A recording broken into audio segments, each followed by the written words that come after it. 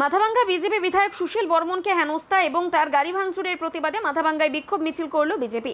উপস্থিত ছিলেন বিজেপি কোচবিহার জেলা সভাপতি অভিজিৎ বর্মন, শীতলকুচি বিধানসভার বিধায়ক বরেনচন্দ্র বর্মন, মাথাভাঙ্গা বিধায়ক সুশীল বর্মন সহ বিজেপির অন্যান্য নেতৃত্ব। এদিন মাথাভাঙ্গা মেলার মাঠ থেকে মিছিল সংগঠিত হয়ে মাথাভাঙ্গা শহর পরিক্রমা করে পুনরায় মাথাভাঙ্গা মেলার মাঠে মিছিলটি সমাপ্ত হয়। বিজেপি কোচবিহার জেলা সভাপতি অভিজিৎ বর্মন কি বললেন শুনবো। জানেন যে গতকাল আমাদের মাথাভাঙ্গার বিধায়ক মাননীয় সুশীল বর্মন তিনি গোসারডাঙ্গা স্টেশনে যান টিকিট কাটার জন্য, আর সেখানে তৃণমূলের হারমাত বাহিনীরা তার হঠাৎ করে সুশীল বর্মনের উপরে চড়াও হয়, তার গাড়ি ভাঙচুর করা হয়। শুধু তাই নয়, আমরা শীতলকুচি বিধানসভার ক্ষেত্রেও দেখেছি। শীতলকুচি বিধানসভার বিধায়ক মাননীয় বরেনচন্দ্র বর্মন তিনি গোসাইরহাটে পূজা দিতে গিয়েও,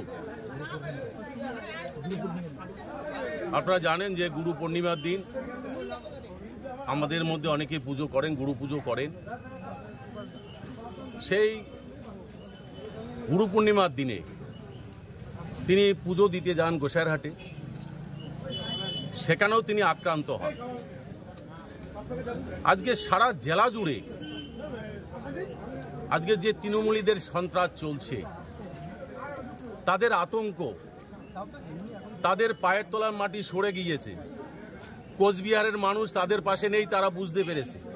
তাই তারা সন্ত্রাস করে আগামী দিনে 2026-এ তারা প্ল্যান তৈরি করছেন যে বিজেপি যত কর্মী আছে, পঞ্চায়েত প্রধান আছে, তাদেরকে বসিয়ে দিতে হবে।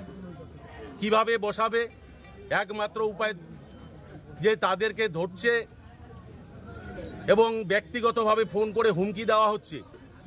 গত পরশুদিন আমাদের মাথাভাঙ্গা বিধানসভার অন্তর্গত শোলমারি অঞ্চল প্রধান জয়ন্ত রায়, তাকে রীতিমতো ফোনের মধ্যে হুমকি, জয়েন করতে হবে, না হলে উপায় নেই তার।